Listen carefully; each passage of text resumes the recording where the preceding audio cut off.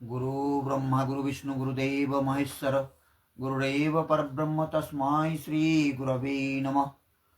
ओम नमः भगवते वासुदेवाय। श्रीमद् भागवत गीता अथ तृतीय अध्याय श्लोक नंबर आज 19। तस्मादसक्तः सततं कार्यं कर्म समाचर असक्त है चरण कर्म परमाप्नोति पुरुष। অতএব কর্মফলের প্রতি আসক্তি রহিত হয়ে কর্তব্য কর্ম সম্পাদন করো। অনাসক্ত হয়ে কর্ম করার ফলেই মানুষ পরতত্ত্বকে লাভ করতে পারে। সেই স্থিতি লাভ করবার জন্য তুমি অনাসক্ত হয়ে নিরন্তর কার্যং কর্ম মানে করণীয় যে কর্ম উত্তম রূপে সেই কর্মের অনুষ্ঠান করো। কারণ অনাসক্ত পুরুষ কর্মের অনুষ্ঠান করে পরমাত্মাকে লাভ করেন। নিয়ত কর্ম কার্যং কর্ম এক। কর্মের প্রেরণা দিয়ে তিনি বললেন, সেটা পরবর্তী শ্লোকে আমরা কর্মের প্রেরণা দিয়ে তিনি কি বলেছেন সেটা আলোচনা করবার আগে আমরা তাৎপর্যটাকে দেখে নিই। ভগবত ভক্তদের জন্য পরতত্ত্ব হচ্ছেন পরমেশ্বর ভগবান এবং নির্বিশেষবাদীদের জন্য হচ্ছে মুক্তি। তাই যথার্থ তত্ত্বাবধানে এবং কর্মফলের প্রতি আসক্তি রহিত হয়ে যিনি কৃষ্ণ ভাবনাময় হন বা কৃষ্ণের জন্য কর্ম করেন তিনি অবশ্যই জীবনের পরম লক্ষ্যের প্রতি অগ্রসর হচ্ছেন। কুরুক্ষেত্রের যুদ্ধে অর্জুনকে শ্রীকৃষ্ণের জন্য যুদ্ধ করতে বলা হয়েছে, কেননা শ্রীকৃষ্ণ চেয়েছিলেন অর্জুন যুদ্ধ করুন। ভালো মানুষ বা অহিংস হওয়াটা ব্যক্তিগত আসক্তি, কিন্তু পরতত্ত্বের জন্য কর্ম সম্পাদন করাটা ফলের জন্য আসক্তি রহিত হয়ে কর্ম করা। আশ্চর্যের বিষয়, আমরা যখন নিজেরা কাজ করতে যাই তখন আমরা ভাবি এই কাজটা করলে মানুষে খারাপ বলবে, ওই কাজটা করলে মানুষে ভালো বলবে। এর জন্য সাধারণ মানুষ, সামাজিক মানুষের জন্যে, সমাজে যাদের সাথে আমাদের চলতে হয় তাদের জন্যে তারা কি বলবে এই ভেবে আমাদের কাজ করতে হয়। এটা করলে সমাজের লোক ভালো বলবে, এটা করলে সমাজের লোক মন্দ বলবে। তাই সমাজের চোখে নিজেকে ভালো প্রতিপন্ন করবার জন্য যদি কাজ করা হয় সেটা কি বলছে যে ভালো মানুষ হওয়া বা অহিংসা হওয়া এটাও একটা ব্যক্তিগত আসক্তি। আমাকে মানুষের কাছে ভালো হতে হবে, মানুষ আমাকে ভালো বলতে হবে, কিন্তু এটা কর্ম নয়। কর্ম হচ্ছে যে মানুষ কি বললো না বললো আমার বয়ে গেছে, আমি ভগবান শ্রীকৃষ্ণের জন্যে করব। মানুষ কি বলবে এটা যদি ভাবতো তাহলে মীরাবাই তার নাম আজকে সারা পৃথিবীর লোক কেউ জানতো না। সে তো স্বামী পরিত্যাগ করে, সংসার পরিত্যাগ করে সে ভগবান শ্রীকৃষ্ণের চরণে নিজেকে সঁপে দিয়েছিল, আর সমাজের লোক তাকে কুলোটা বলেছিল।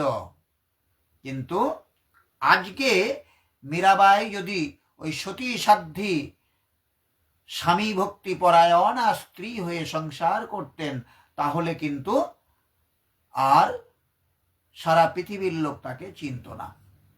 মূল বিষয়টা হচ্ছে যে সমাজকে কি বলবে, ভালো সমাজের চোখে ভালো সাজতে যাওয়াটাও এটাও একটা আসক্তি। সেই আসক্তি রহিত হয়ে ভগবান শ্রীকৃষ্ণের জন্য কাজ করে যেতে হবে। সেটাই সর্বোচ্চ স্তরের যথার্থ কর্ম, যা পরমেশ্বর ভগবান শ্রীকৃষ্ণের দ্বারা অনুমোদিত হয়েছে। যাগযজ্ঞের মতো বৈদিক আচার অনুষ্ঠান করবার উদ্দেশ্য ইন্দ্রিয় উপভোগজনিত অসৎ কর্মের কুফল থেকে মুক্ত হওয়া। কিন্তু কৃষ্ণ ভাবনামৃতে যে কর্ম সাধিত হয় তা শুভ ও অশুভ কর্মবন্ধনের অতীত। অতএব কে ভালো বলল কে মন্দ বলল এসব দেখার ধার ধারে না কোনো কৃষ্ণ ভক্ত। কৃষ্ণ ভাবনাময় ব্যক্তির কর্মফলের প্রতি কোনো আসক্তি থাকে না। তিনি কেবল শ্রীকৃষ্ণের সেবা করবার জন্যই কর্ম করেন। ভগবান কিসে খুশি হবে, ভগবান শ্রীকৃষ্ণ কিসে আনন্দ পাবে, তার জন্যই তিনি কর্ম করেন। ব্রজের গোপীরা যদি একবার ভাবত যে আমাদের পায়ের ধুলো এটা পাঠাচ্ছি ভগবান শ্রীকৃষ্ণ এটা মাথায় যদি দেয় তাহলে পরে আমাদের বড় পাপ হবে, এ কথা যদি ভাবত, তাহলে কৃষ্ণের কাছে ভালো সাজবার জন্যে যদি করত, তাহলে পরে এই কথা আর ইতিহাস হয়ে থাকতো না। কিন্তু তারা কি বলেছিল, আমাদের পাপ হয় হোক, তবু আমাদের পায়ের ধুলো নিয়ে যদি ভগবান শ্রীকৃষ্ণের শির পীড়া উপশম হয় তাহলে আমরা পাপ ভোগ করতেও রাজি আছি। ভগবানের প্রীতি সাধনের জন্য, ভগবান শ্রীকৃষ্ণের প্রীতি বিধানের জন্য তারা পাপটাকেও মাথায় পেতে নিতে পেরেছে। এটাই হচ্ছে একজন কৃষ্ণ ভক্তের চরিত্র।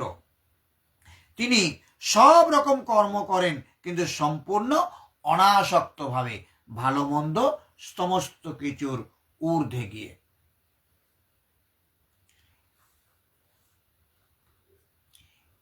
এরই উপর জোর দিলেন,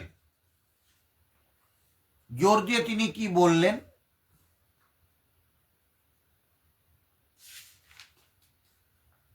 বললেন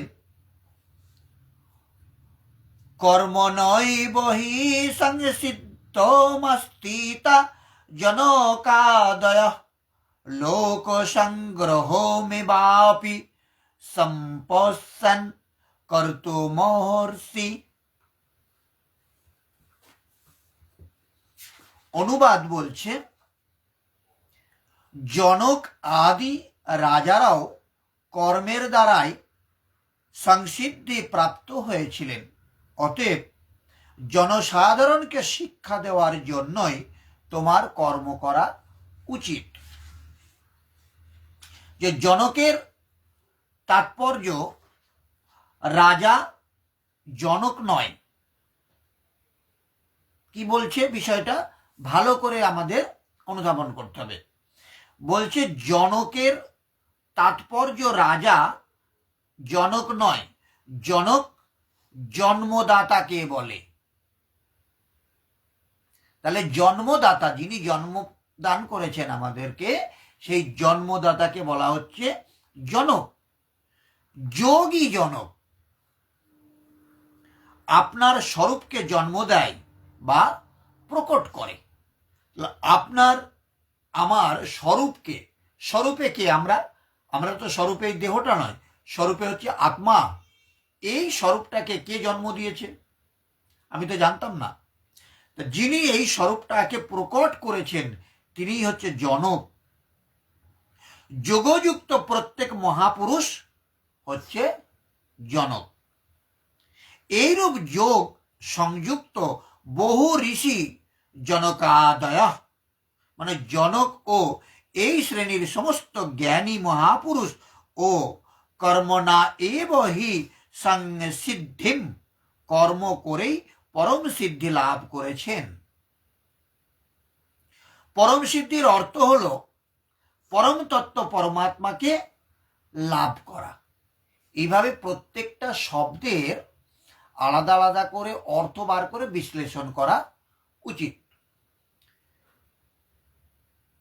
দুই একদিন আগে, বোধহয় গত রবিবারে, মদনপুর ইন্দিরা মোড়ে হিন্দু সম্মেলনে গিয়েছিলাম। একজন পণ্ডিত ব্রাহ্মণ তিনি গীতা পাঠ করছিলেন, শুনছিলাম। তিনি গীতা পাঠ করলেন, শুধু সংস্কৃতগুলো পড়ে গেলেন। হয়তো উনি সংস্কৃততে বিজ্ঞ, উনি সংস্কৃতটা বুঝছিলেন, কিন্তু সত্যি কথা বলতে কি আমি ওখানে বসেছিলাম, আমি কিচ্ছু বুঝতে পারিনি, কারণ আমি সংস্কৃত জানিই না। এই বাংলাটা যদি বিশ্লেষণ করা হতো, প্রত্যেকটা শব্দের অর্থ বার করে যদি বিশ্লেষণ করা হতো, তাহলে মানুষের মনে যদি খিদে জাগতো, হ্যাঁ গীতা পড়লে পারে এরকমভাবে বোঝা যায়, তাহলে তারা হয়তো বাড়িতে গিয়েও গীতাটা পড়তো। যারা শুনেছে তারা কেউ শোনেনি।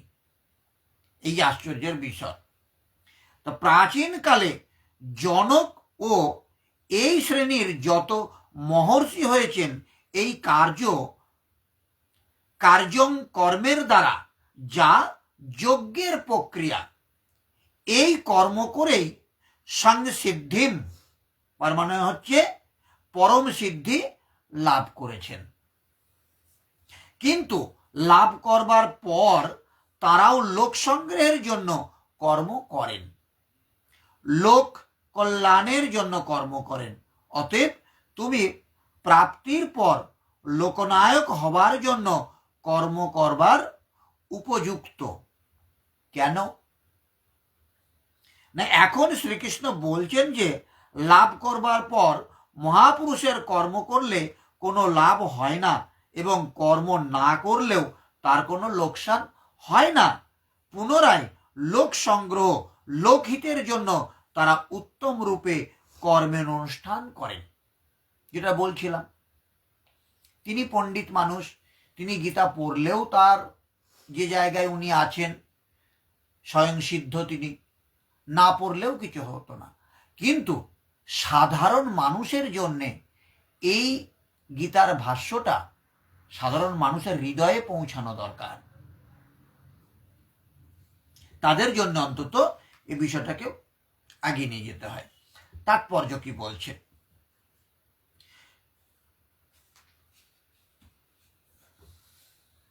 জনকের মতো বলছে, জনকাদি রাজারাও কর্মের দ্বারাই সংসিদ্ধি প্রাপ্ত হয়েছিলেন।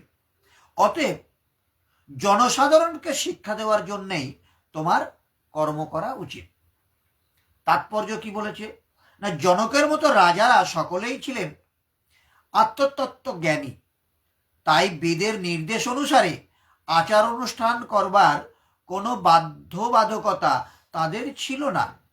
কিন্তু তা সত্ত্বেও লোকশিক্ষার জন্য আদর্শ স্থাপন করতে তারা সমস্ত বৈদিক আচার অনুষ্ঠান সম্পাদন করতেন। জনক রাজা ছিলেন সীতাদেবীর পিতা এবং শ্রী রামচন্দ্রের শ্বশুরমশাই। ভগবানের এক মহান ভক্ত হবার ফলে তিনি চিন্ময় স্তরে অধিষ্ঠিত ছিলেন।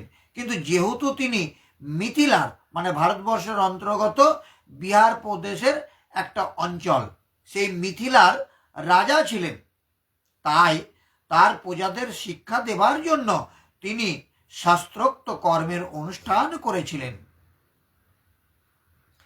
ভগবান শ্রীকৃষ্ণ এবং তার চিরন্তন সখা অর্জুনের কুরুক্ষেত্রে যুদ্ধ করবার কোনো প্রয়োজন ছিল না। কিন্তু সদুপদেশ ব্যর্থ হলে হিংসা অবলম্বনের প্রয়োজনও যে আছে, সেটি সাধারণ মানুষকে বোঝাবার জন্য তারা যুদ্ধ করেছিলেন। কুরুক্ষেত্রের যুদ্ধের পূর্বে সংঘাত এড়ানোর জন্য নানাভাবে চেষ্টা করা হয়েছিল। এমনকি ভগবান শ্রীকৃষ্ণ নিজেও বহু চেষ্টা করেছিলেন, কিন্তু প্রতিপক্ষ যুদ্ধ করতেই বদ্ধপরিকর ছিল। সুতরাং এই রকম অবস্থায় যথার্থ কারণেই যুদ্ধের প্রয়োজন ছিল। যদিও কৃষ্ণ ভাবনাময় ভগবত ভক্তের জড়জগতের সম্বন্ধে কোন রকম আগ্রহ না থাকতে পারে, কিন্তু তবুও সাধারণ মানুষকে জীবনযাপন সম্বন্ধে শিক্ষা দেবার জন্যই তিনি কর্ম সম্পাদন করে থাকেন। অভিজ্ঞ কৃষ্ণ ভক্ত এমনভাবে কর্ম করেন যাতে সকলের তা অনুসরণ করতে পারে, এবং সে কথা পরবর্তী শ্লোকে স্পষ্টভাবে ব্যাখ্যা করা হয়েছে, সেটা 21 নম্বর শ্লোকে। আমরা 21 নম্বর শ্লোকটা আগামী দিন পড়ব। আজ এই পর্যন্ত থাক।